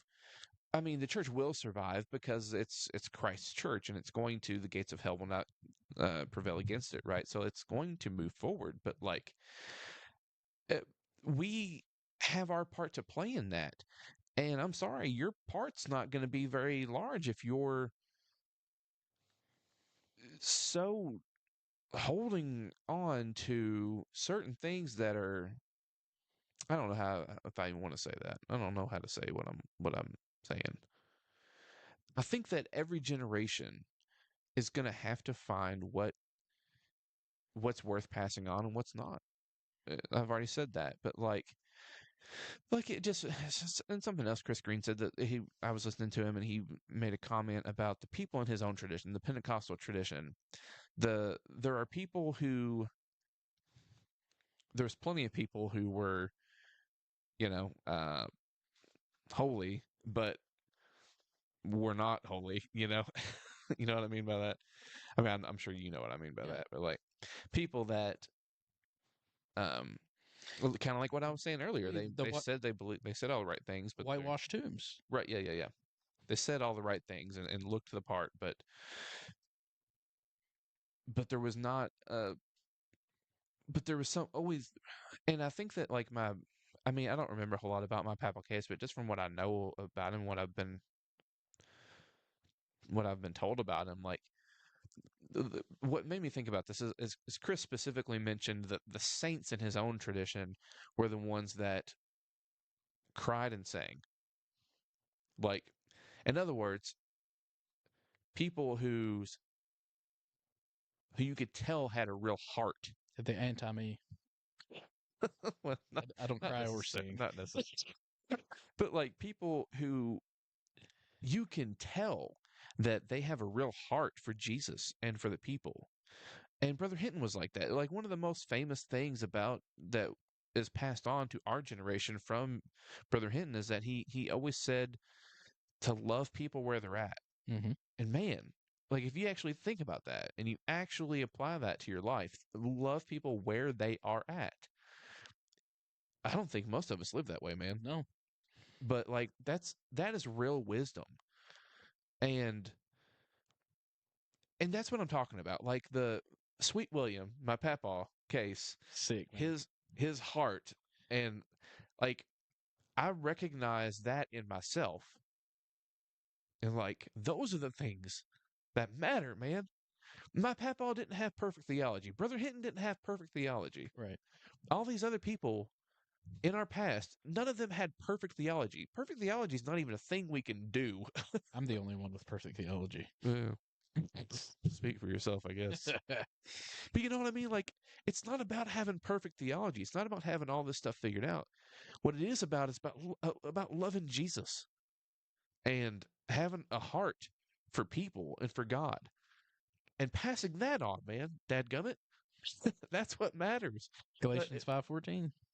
But if we don't find a way for us to do that here and now, that actually is loving people, that actually is speaking to other people, that actually is drawing people in because they can see that you have a real heart for people and for Jesus. If they can't see that and aren't drawn to that, then you're doing nothing to I don't care how many people you teach your doctrines to.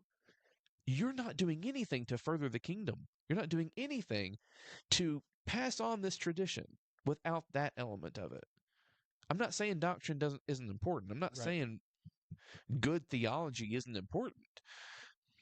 But I think, like it's kind of what we talk about all the time, though, is that good theology is, I don't know that, to your point, there's no such thing as a perfect, nobody has a perfect theology. Good theology is a aspect of growth. It's something that you grow into, man. Like Right. we're always, that's kind of the point I'm always getting at, where I'm always constantly, that's the emphasis I'm trying to make between, I'm not just wishy-washy in the stuff I believe, but I am always reassessing and reading and learning, because I am growing theologically, and my views on things do shift and change, because that's something that you grow. Like your theology is something that grows. It should theoretically always be growing. You should always be, in my opinion, learning more and going deeper and deeper. And Right. but that's, to your point, that's secondary. Like that's something that comes along in the walk. You know what I mean? But like if you don't get people in the door in the first place, Right. then that growth is never going to occur. Yeah. So, and I'm just really convinced that the people, those that are actually drawing people into the church are people that are really genuine, that you can tell they have a heart for the gospel. They have a heart for Jesus. They have a heart for people. People seeing that example, that's what draws people in. People are hungry, man. They're hungry for, but when I say they're hungry, they're not, in my opinion, they're not hungry for like abstract ideology. What they're hungry for is something that affects their life, like something that Right. is practical. If we're not offering something practical, if we're only selling them a bill of goods that you can have when you die, let's just say, Yeah. that's not practical. Like and that's not necessarily what you were talking about, but like it has to, my point is it has to be practical. Like it has to affect their life. If not, what are we offering them? Like what? Right. Yeah. Yeah, I'm with you. To be honest with you, the thing that ticks me off is that nobody calls me Sweet William, because my name is William. That's true. Yeah. So from here on out, everybody shall refer to me as Sweet William. No, out of respect for Papa Bill, I'll retire that nickname for him. There was only one Yeah. Sweet William Bill Case. So But you know what? I didn't actually expect to get emotional there. I didn't actually expect to say a lot of the stuff I just said, but it is what it is. as someone who in this very session has described you as sentimental, it does not surprise me that you cried, especially when talking about the past. I thought I would have cried earlier, though. Actually, I thought if there was one time in this podcast I would have cried, it was whenever I was talking about why I love Jesus, man. You were close. I was getting there. You were getting there. I could see it. Yeah. But anyway, we've been going for a little bit now. We have. I Almost 2 still, hours, I think. I just want to say, I guess, before we wrap up, that I still think that people don't make a judgment on me. All right, freaking a. No, I do think that people just, if you know me, give me the benefit of the doubt that my heart's in a good place and my mind's in a good place, and that I may not believe the same things as you, but also keep in mind that you might not understand exactly what I believe. I mean, me and you are still fleshing it out, and I talk to you every single day. Yeah, I Like, still actually don't know 100% what you or I believe. exactly. So. And that's the point I'm really trying to make, is don't make a judgment on what I do and don't believe, because more than likely, if you're offended by what I believe and you're somebody who knows me personally, then you probably misunderstand what it is I do and do not believe. Like, now there are some things that people are just going to disagree with me about, and that's not what I'm talking about. Like, that just is what it is. You're going to disagree with somebody about something. Every person on the earth, you're going to disagree with them about something. Like, we're going to disagree about stuff. But it's not, I guess what I'm trying to say is that you may think I'm a heretic, and that's fine. But really, we end up you would be surprised at how similar of a place we end up. And that's something that me and you are constantly finding in the talks that we have, is that we have wildly different ways of working it out. It means something different to us. But at the end of the day, and this is not to downplay any true differences that do exist, but at the end of the day, the meat of the gospel means the same thing to you as it does to me, I would argue, I think. And so, yeah, just don't pass too harsh of a judgment on me, you know? That's all I'm saying. Beans. And if you believe in the Holy Spirit and He will lead us and guide us, then you believe I'll get there anyway. Because one thing you can't accuse me of, you cannot accuse me of, is not trying and not reading and studying and doing all the stuffs. So Yeah, I was thinking about that the other day too. Man, Holy Spirit's gonna work it all out. I can't remember who I was listening to. Actually, I think it may have been the podcast I listened to today, where I was telling you about Chris Green was talking to somebody, and they were talking about Robert Jensen's theology, and I think it was something that they were saying that Robert Jensen had talked about, which is basically like, yeah, man, like I don't know, I might be wrong about all this stuff, but here's what I do know. I know that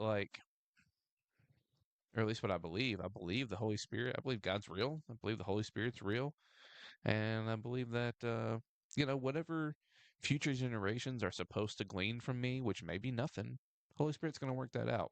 Like if I get anything right, right, that's worth anyone hearing and listening to and gleaning and carrying on to the next generation. Holy Spirit's going to work that out. If I'm full of bull crap, then Holy Spirit's going to take care of that too. right. I mean, that's actually a pretty good, because I noticed that you used the language. I think this is the language I've used as well, but I didn't necessarily emphasize it that way. But I, I prefer the language of think over believe, because, like, at the end of the day, what do I believe? Like, I believe in God. I do believe that there is a God. A lot of this other stuff that we were talking about, this is what I think. You know what I mean? Like, and there is a difference there. Now, I do think that they're pretty closely related, but when you say believe, this is what I believe, it sounds pretty definitive, even though it's not necessarily. Your beliefs can always change, but that sounds more definitive than this is what I think. Like, a lot of the stuff that I'm currently thinking through, like, this is the way I'm thinking about. This is what I think, which leads me to believe certain things. But I like that language better. Yeah, it does remind me of the very beginning of this conversation about what does it even mean to believe. And I think that maybe I've got a little bit of insight on that just now. Like, I think for me, when I say believe, that I believe something, to me, belief is more than thinking. Yeah, There is a difference between believing something and thinking something. I agree. Like, there are, like, belief is something that's not just a mental assent to, like, an intellectual assent to something. For me, belief is something that's, like, in here, like, deep down, something you can't really explain. You just know it on a level that's more than just again more than just like an intellectual assent to a certain set of doctrines or whatever. Right. Yeah, I mean, I think I mostly would agree with that. Like, I think I would maybe use a little bit different, put it a little slightly different, but I think for the most part, I do think that they're closely related. I think that thinking about certain things in certain ways can lead your belief, which maybe ties back to what you were saying earlier about in you can't control what you believe, but you can kind of control the things that do factor into your belief. That's all I mean when I say that. I think that they're pretty closely related. But yeah, I mean, I guess, and that's, I don't know. I don't know that we even want to get into that because like you said, we've been going for a while. I was just gonna, and the only thing I was gonna say is like I do find it. The reason why I said I would maybe put it a little bit differently is, and this is just all my. I've never been anybody else's head but my own, so it's I don't know how it works for anybody else, but like I can't just believe something that doesn't make any sense to me. It has to at least make some sense. Like, and it doesn't necessarily mean I can explain it perfectly, but like I don't know how that works. Like, I don't know. I don't understand. But for me personally, like, I can't just believe something that makes nonsense to me. You know what I mean? Like, so in that way, I think that they maybe are related a little bit too. But to your point, I don't think that just thinking something means you believe it. Yeah, yeah. So I'm picking up what you're putting down. I think. I never know. you never know about me. I'm a wild card. Right. Well, we ready to wrap up, dude? Nobody can ever pin me down. Yeah, I'm done. I'm done. Okay.